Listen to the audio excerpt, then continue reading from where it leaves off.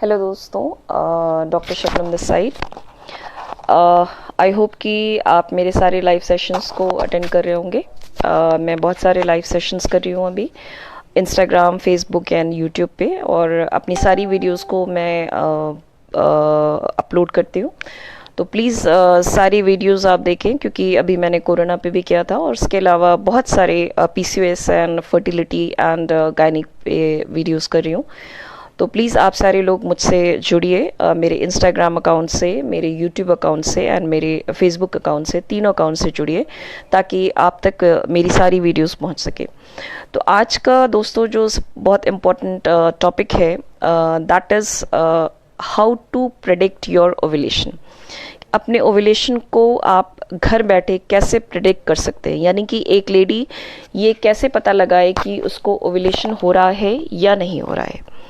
तो आप कैसे घर में बैठे बैठे ये पता लगाएंगी कि आपको ओव्यूलेशन हो रहा है या नहीं हो रहा है। तो this is very important topic, क्योंकि बहुत सारी क्वेरीज मेरे पास इसके रिगार्डिंग आई है कि मैम इस टॉपिक को कवर कीजिए। तो अभी मैंने इंस्टाग्राम पे लाइव सेशन इसके बारे में किया, और अभी मैं फेसबुक से जुड़ रही हूँ। तो वो सारे लोग जो कि प्रेगनेंसी के लिए प्लान कर रहे हैं, आप प्लीज़ मेरे इससे पहले वाला जो वीडियो मैंने पोस्ट किया था फर्टाइल विंडो, उस वीडियो को ज़रूर देखिएगा। अगर आपको फेसबुक पे नहीं मिलता है तो मेरे इंस्टाग्राम अकाउंट पे आपको ज़रूर मिल जाएगा, आपको यूट्यूब पे मेरे ज़रूर मिल जाएगा। तो आप प्लीज़ उसको, इस वीडियो को देखने से पहले आप प्लीज़ उसको ज़रूर देखिएगा, क्योंकि उसमें मैंने आपके पूरे फर्टाइल विंडो को पूरा एक्सप्लेन किया है कि कब आप प्रेगनेंसी के लिए प्लान कर सकते हैं। तो एक शॉर्ट में उसको मैं अभी आपको बता देती हूँ कि आपको ओव्यूलेशन कब होता है। ओव्यूलेशन जैसे एक नॉर्मल बंदे को पता है कि 14th डे होता है, तो वो 14th डे कब होता है? क्या वो 14th डे जिस दिन आपका पीरियड होता है उससे 14वें दिन, यानी उससे 14th डे, या फिर जो पीरियड आने वाला है उससे 14th डे पहले? तो दोस्तों ये आपकी जो दुविधा है, इसको मैं आज दूर कर रही हूँ। इसके पहले वाले सेशन में भी इस दुविधा को मैंने दूर किया था। आज वापस से इसको रिपीट कर रही हूँ कि आपका जो ओव्यूलेशन होता है, जो ओव्यूलेशन डे होता है, वो आपके आने वाले पीरियड से 14 दिन पहले होता है।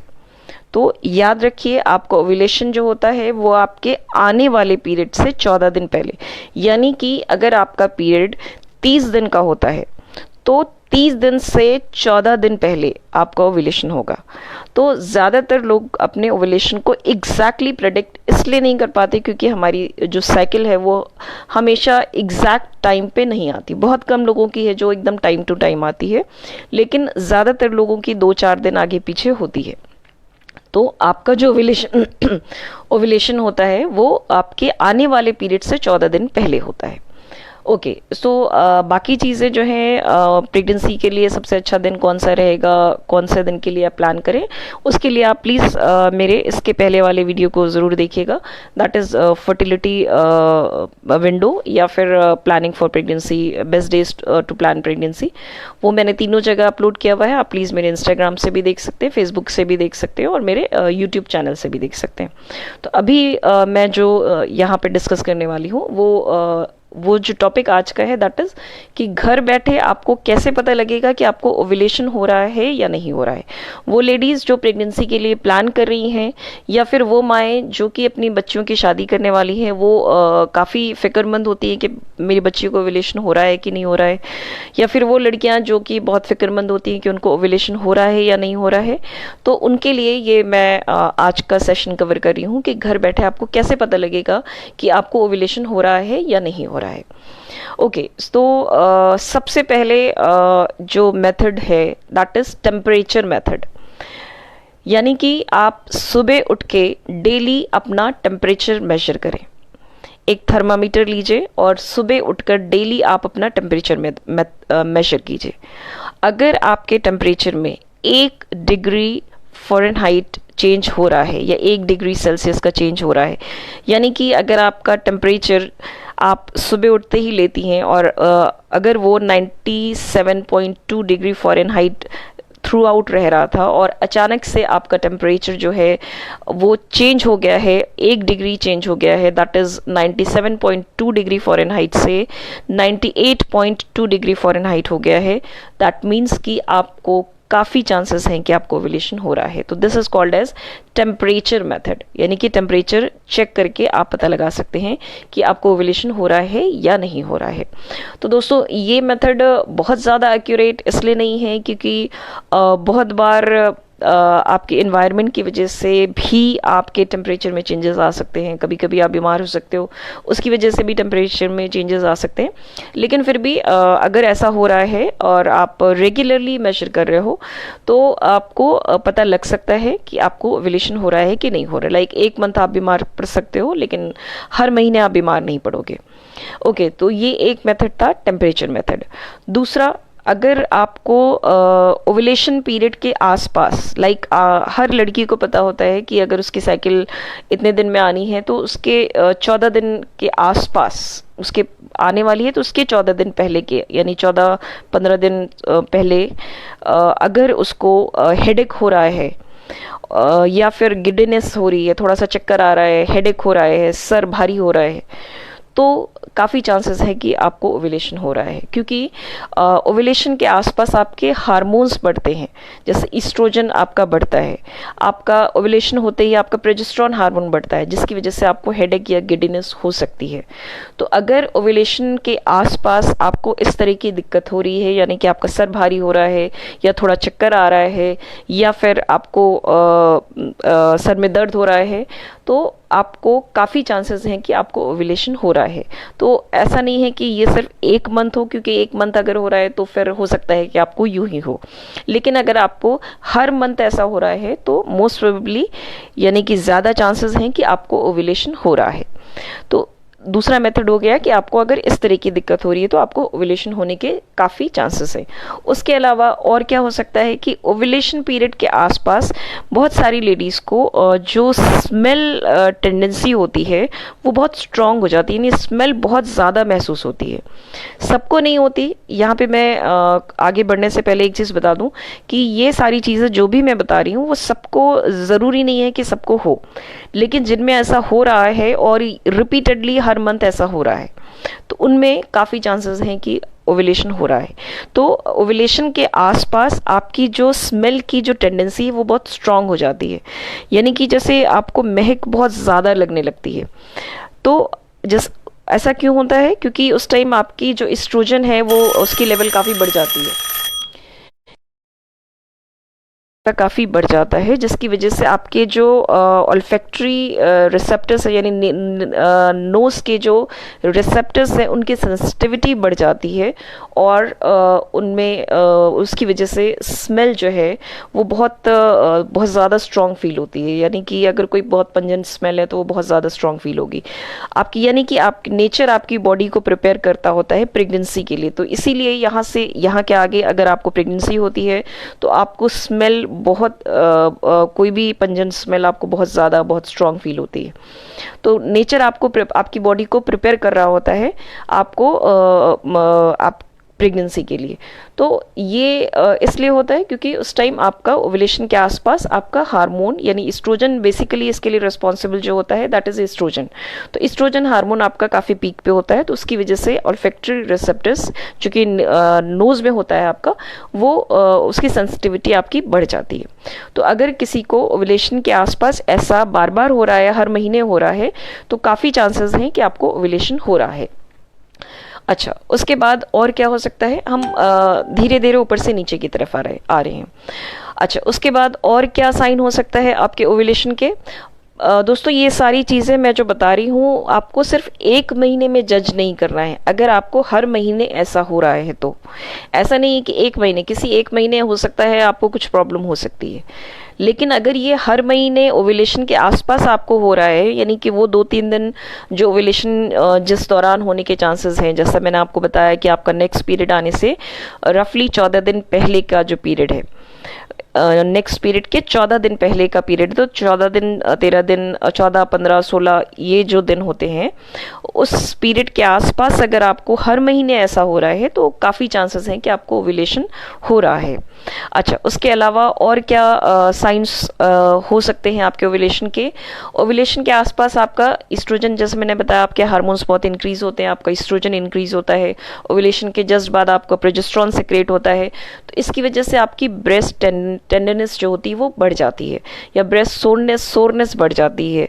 तो ये भी एक साइन हो सकता है जो कि आपके ओव्यूलेशन को बताता है। तो अगर हर महीने आपको ऐसा हो रहा है कि आपके मंथ के बीच में 2-3 दिन के लिए ऐसा होता है, तो काफ़ी चांसेस हैं कि आपको ओव्यूलेशन हो रहा है। या फिर मंथ के बीच से शुरुआत होती है और ये थ्रू आउट आपके पीरियड तक होती है, तो चांसेस हैं कि आपको ओव्यूलेशन हो रहा है, यानी कि आपका हार्मोन बढ़ा, फिर वो प्रोजेस्टेरॉन जो है इस चीज़ को कंटिन्यू कर रहा है, क्योंकि ओव्यूलेशन के बाद प्रोजेस्टेरॉन सिक्रेट होता है जो कि आपके इस पीरियड को यानी पोस्ट ओव्यूलेशन जब तक आपका नेक्स्ट पीरियड नहीं आता है तब तक आपके प्रोजेस्टेरॉन जो है इस चीज़ को कंटिन्यू करता है। तो ये जो अगर सोरनेस हो रही है या हेवीनेस हो रही है ब्रेस्ट में, तो अगर ये कंटिन्यू हो रही है मिडल आपकी साइकिल के मिडल से through out your cycle continue भी हो रही है, तो भी चांसेस हैं कि आपको ओव्यूलेशन हो रहा है।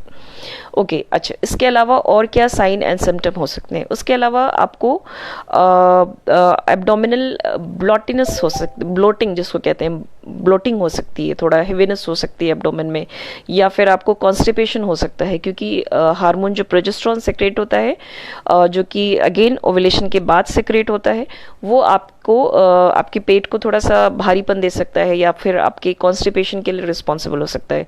तो आपको ओव्यूलेशन के आसपास आपको कॉन्स्टिपेशन या फिर ब्लोटिंग सेंसेशन ये फील हो सकता है, जो कि आपका हो सकता है कि उसके बाद फिर कुछ दिन तक बना रहे। तो ये कुछ एक साइंस एंड सिम्टम्स हैं जो कि आपको ओव्यूलेशन के आसपास हो सकते हैं, या फिर इनकी शुरुआत ओव्यूलेशन के आसपास आपको हर मंथ अगर ऐसे हो रहा है तो काफ़ी चांसेस हैं कि आपको ओव्यूलेशन हो रहा है।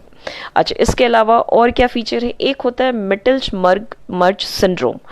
इसमें क्या होता है दोस्तों कि आपकी जो ओवरी होती है हर मंथ एक ओवरी से एग सिक्रेट होता है, यानी ओव्यूलेशन होता है। तो कभी इस ओवरी से होता है, कभी उस ओवरी से होता है। तो व्हाट इज मिटल मर्ज सिंड्रोम?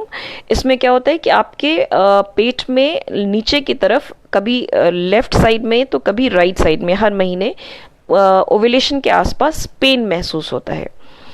तो ओव्यूलेशन के आसपास ये पेन महसूस होता है। तो ये पेन ज़्यादातर सीवियर नहीं होता, यानी कि आपको ज़्यादातर ये जो पेन होता है इसके लिए आपको ज़्यादातर दवाओं की ज़रूरत नहीं पड़ती, या फिर ज़्यादातर आपको डॉक्टर की ज़रूरत नहीं पड़ती है। यानी आप कह सकते हो कि 90 to 95% केसेस में आपको डॉक्टर की ज़रूरत नहीं पड़ती, या फिर आपको मेडिसिन लेने की ज़रूरत नहीं पड़ती है।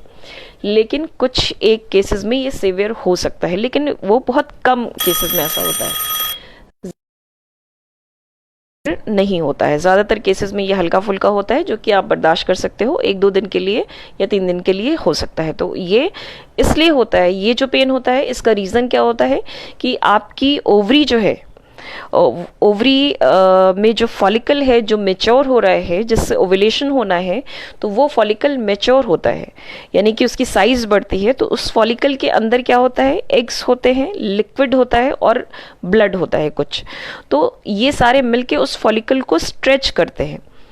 तो जब ये स्ट्रेचिंग आती है तो ये स्ट्रेचिंग इफेक्ट की वजह से एक पेन होता है।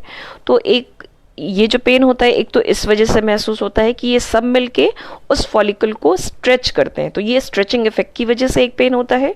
और दूसरा, जब आपको ओव्यूलेशन होता है तो ओव्यूलेशन होता है तो क्या होता है, फॉलिकल रप्चर होता है। तो ये जब फॉलिकल रप्चर होता है तो ये सारी चीज़ें निकलती हैं, इस फॉलिकल से निकल जाती हैं। तो ये जो फ्लूइड यानी लिक्विड है और ये जो ब्लड है, ये आपके एब्डोमिनल कैविटी में जाके उसकी लाइनिंग को इरिटेट करती हैं, जिसकी वजह से भी पेन होता है।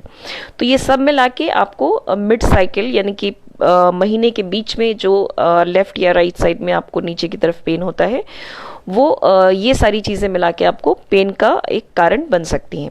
तो अगर इससे आपको हर महीने इस तरीके की कोई चीज़ हो रही है, इस तरीके का पेन हो रहा है, तो ये भी एक साइन है कि आपको काफ़ी चांसेस हैं कि ओव्यूलेशन हो रहा है।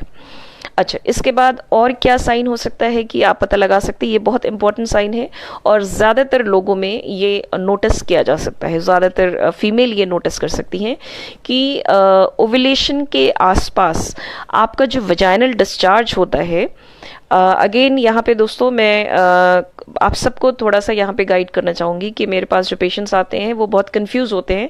वो कंफ्यूज इसलिए होते हैं कि वो डिस्चार्ज के बारे में, कि उनको इन्फेक्शन की वजह से डिस्चार्ज हो रहा है या नॉर्मल डिस्चार्ज हो रहा है, वो कंफ्यूज हो जाते हैं उसके बारे में। तो अभी मैं यहाँ पे इस चीज़ को क्लियर कर दे रही हूँ कि अगर आपका डिस्चार्ज एकदम वाइट, पेपर वाइट जो होता है, वाइट एकदम हो रहा है और या फिर ब्राउन हो रहा है या फिर येलोइश हो रहा है, तो इस तरीके का डिस्चार्ज हो रहा है, तो वो आपका जनरली ओव्यूलेशन के आसपास नहीं होता है। तो वो डिस्चार्ज अगर आपका हो रहा है तो दैट इज़ एबनॉर्मल। स्मेल आ रही है, उसमें गंदी फाउल स्मेल आ रही है, तो that is not normal, that is infection. और जो ओव्यूलेशन के आसपास डिस्चार्ज होता है वो कौन सा डिस्चार्ज होता है, एक तो म्यूकोइड वाटरी टाइप में होता है, या फिर इसको आप एग वाइट जो होता है उस तरीके का डिस्चार्ज होता है, स्टिकी होता है, उसको आप फिंगर के बीच में स्ट्रेच भी कर सकते हो। तो ये ओव्यूलेशन के टाइम में ये जो डिस्चार्ज होता है ये थिन हो जाता है, यानी कि पतला हो जाता है और स्ट्रेची हो जाता है। क्यों होता है ऐसा, क्यों होता है? क्योंकि ये पीरियड जो ओव्यूलेशन का पीरियड होता है, इसमें ये डिस्चार्ज जो थिन होता है और स्ट्रेची हो जाता है, स्ट्रेचेबल हो जाता है और थिन हो जाता है, वो इसलिए होता है ताकि ये रास्ता देता है कि जो स्पर्म है वो इसमें स्विम होके यूट्रस में ऊपर की तरफ जाएं और एग से फर्टिलाइज होके प्रेगनेंसी को बनाएं। तो नेचर ने इस प्रोसेस को कुछ इस तरीके से अपने आप बनाया हुआ है। तो ये जो डिस्चार्ज एक्चुअली होता है ये सर्विक्स से आता है। तो at the time of ovulation ये डिस्चार्ज अगेन इस्ट्रोजन एक्सेस की वजह से ये डिस्चार्ज जो होता है वो थिन होता है और स्ट्रेचेबल हो जाता है, जिसकी वजह से जो कि आप नोटिस कर सकते हो, लाइक आपके अंडरगारमेंट्स में ये लग जाता है, तो आप इसको नोटिस भी कर सकते हो। तो अगर आपके मंथ में जब आपको ओव्यूलेशन के आसपास वाला पीरियड है, उस पीरियड में इस तरीके का डिस्चार्ज हो रहा है, तो आप ये अंदाज लगा सकते हो कि आपको मोस्ट प्रोबेबली ओव्यूलेशन हो रहा है। अच्छा, उसके अलावा और क्या साइन हैं आपके ओव्यूलेशन होने के? उसके अलावा ज़्यादातर लेडीज़ ये फील नहीं करती हैं, लेकिन अगर वो लेडीज़ जो फील करती हैं, या फिर आप अपने डॉक्टर से अगर चेकअप कराते हो तो डॉक्टर आपको बता सकता है, नहीं तो वो लेडीज़ जो फील करती हैं वो फील कर सकती हैं कि नॉर्मली क्या होता है कि आपका जो सर्विक्स है, सर्विक्स यानी कि आपके यूट्रस का जो माउथ होता है उसको कहते हैं सर्विक्स। तो नॉर्मली जो सर्विक्स होता है वो थोड़ा सा नीचे वजाइना की तरफ होता है और थोड़ा सा टिल्टेड होता है, यानी थोड़ा सा मुड़ा हुआ होता है, और उसकी जो कंसिस्टेंसी यानी उसकी जो फील होती है वो आपके नोज की जो फील है आपकी, उसकी फील वैसी होती है, थोड़ा सा हार्ड, बहुत हार्ड नहीं, ये जो नोज का जो हार्डनेस है रफली उस जैसा हार्ड होता है। तो नॉर्मली ऐसा होता है, बट जब ओव्यूलेशन का टाइम आता है तो ये जो सर्विक्स है, ये जो टिल्टेड थोड़ा सा रहता है या थोड़ा मुड़ा हुआ होता है, ये स्ट्रेट हो जाता है, यानी कि आप पहले सर्विक्स को फील कर सकते थे, लेकिन जब ओव्यूलेशन का टाइम आता है तो ये सर्विक्स स्ट्रेट हो जाता है और ऊपर की तरफ चला जाता है, जिससे कि आप उसको फील नहीं कर सकते। तो अगर आप सर्विक्स को फील नहीं कर पा रहे हो और वो स्ट्रेट हो गए, या फिर बहुत मुश्किल से फील कर पा रहे हो और पहले जो मुड़ा हुआ लग रहा था वो स्ट्रेट लग रहा है, और उसकी कंसिस्टेंसी जो कि पहले नोज की तरह थी अब वो सॉफ्ट लग रही है, यानी कि लिप की तरह आपको उसकी कंसिस्टेंसी सॉफ्ट लग रही है, तो ये एक साइन है कि आपको ओव्यूलेशन हो रहा है। ये ऐसा इसलिए होता है क्योंकि नेचर ने इसको ऐसा इसलिए बनाया है ताकि ये स्पर्म को पास होने के लिए रास्ता देता है, ताकि स्पर्म यहाँ से इजीली पास हो सके और यूट्रस में जाकर प्रेगनेंसी, यूट्रस से होते हुए फेलोपियन ट्यूब में जाकर प्रेगनेंसी को जन्म दे सके। तो नेचर ने कुछ इस तरीके से आपके रिप्रोडक्टिव ऑर्गन को शेप किया हुआ है, या रिप्रोडक्टिव ऑर्गन के चेंजेस इस तरीके से बनाए हुए हैं कि ओव्यूलेशन के टाइम से ही आपको प्रिपेयर करता है आपकी आप प्रेगनेंसी के लिए तैयार हो। तो यहाँ से अगर आप प्रेग्नेंट होते हो तो आपका सर्विक्स जो है वो सॉफ्ट ही रहता है और ऊपर की तरफ खिंचा हुआ रहता है। अच्छा, एक साइन और है जो कि बुक्स में हम पढ़ते हैं, बट ये पता नहीं लगा सकते, बट बताना ज़रूरी है कि ओव्यूलेशन के आसपास ऐसा बुक्स में लिखा हुआ है कि कुछ एक अच्छी स्मेल होती है जो कि पता नहीं लग सकती, लेकिन कुछ ऐसी स्मेल जो कि बुकिश लैंग्वेज है एक, मैं यहाँ पे बताना ज़रूरी समझती हूँ कि ऐसी स्मेल होती है जो कि आपके पार्टनर को अट्रैक्ट करती है ओव्यूलेशन के टाइम कि आप लोग कपल्स के मिलने के लिए। तो वो एक गुड स्मेल होती है जो कि अट्रैक्शन के लिए होती है। तो you can not feel that smell, but that is written in the book कि ऐसी कोई स्मेल होती है। ओके, सो ये सारी चीज़ें जो मैंने आज आपको बताई है कि ये सारी चीज़ें वो हैं जो कि आप घर बैठे एक आइडिया लगा सकते हो कि अगर आपको ये सारी चीज़ें हो रही हैं तो मोस्ट प्रोबेबली आपको ओव्यूलेशन हो रहा है। अच्छा दोस्तों, और जिन लोगों में ओव्यूलेशन नहीं हो रहा है उनको कैसे पता लगेगा? कि अगर सबसे इंपॉर्टेंट साइन है कि अगर आपका पीरियड बहुत ज़्यादा इरेगुलर है, यानी कि आपकी साइकिल 22 दिन से कम या 21 दिन से कम और 35 दिन से ज़्यादा है, तो मोस्ट प्रोबेबली आपको ओव्यूलेशन होने के चांसेस कम है, यानी कि ओव्यूलेशन नहीं हो रहा है।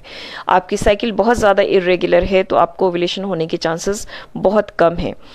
या फिर अभी मैंने जो आपको जिक्र किया कि आपको वजाइनल सेक्रेशन जो थिन हो जाता है, आपको वो थ्रू आउट द साइकिल कभी महसूस नहीं होता, यानी एकदम नहीं होता, तो भी आपको ओव्यूलेशन होने के चांसेस काफ़ी कम है। तो अपने आप को ज़रूर चेक कराएं और डॉक्टर से ज़रूर मिलें कि आपको ओव्यूलेशन हो रहा है या नहीं हो रहा है। अगर आप प्रेगनेंसी के लिए प्लान कर रहे हो तो ज़रूर से चेक कराओ कि आपको ओव्यूलेशन हो रहा है या नहीं हो रहा है, क्योंकि ये सारे तरीके जो मैंने बताए ये आप सब में हो ये ज़रूरी नहीं है, लेकिन ये सर्वाइकल म्यूकस वाला, ये वजाइनल डिस्चार्ज वाला जो मेथड बताया है, ये काफ़ी कह सकते हो कि एक्यूरेट मेथड है जिससे कि आप प्रेडिक्ट कर सकते हो, और ये मोस्टली सभी में होता है। तो उन लेडीज़ को जिनमें ये नहीं होता तो उनको थोड़ा सा कॉशियस होना चाहिए, और अगर वो प्रेगनेंसी के लिए प्लान कर रही हैं और उनको ऐसा नहीं हो रहा है तो वो डेफिनेटली अपने डॉक्टर से मिलें और अपने ओव्यूलेशन की श्योरिटी के लिए आप टेस्ट कराएं, क्योंकि इसके लिए टेस्ट भी होते हैं। तो उसके बारे में हम डिस्कशन अगले सेशन में करेंगे।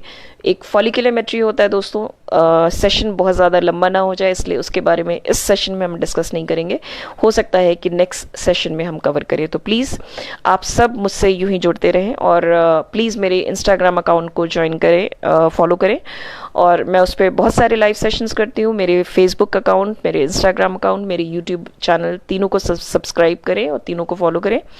और मैं बहुत सारे लाइव सेशंस करती हूँ और मैं कोशिश करती हूँ कि सारी जानकारी आप तक पहुँचाऊँ। अगले फिर किसी वीडियो के साथ मैं यूं ही आपसे रूबरू होंगी। अभी के लिए धन्यवाद, बहुत बहुत शुक्रिया। आप सब अपना ख्याल रखें, कोरोना के लिए आप सब अपना ख्याल रखें, अपने अपनों का ख्याल रखें। प्लीज़ बाहर निकलने से पहले मास्क ज़रूर लगाएं, यूं ही रोड पे नहीं निकलें, बहुत ज़्यादा ज़रूरी है तभी रोड पे निकलें, और प्लीज़ प्लीज़ मास्क ज़रूर लगाएं और सरकार का सहयोग दें, क्योंकि हम सबको सरकार का सहयोग देना ज़रूरी है। दोस्तों, अभी के हालात आप सबको मालूम है, इसलिए अपना बहुत बहुत ज़्यादा ख्याल रखें। तो अगले सेशन में फिर से मिलते हैं और किसी नए टॉपिक के साथ जिससे आपको कुछ नई मालूमात मुझसे हासिल हो। मैं कोशिश करूँगी कि अगले सेशन में मैं एक नए टॉपिक के साथ आपसे फिर से मुलाकात करूँ। तो आज के लिए इतना ही। So have a nice day, good night, thank you all.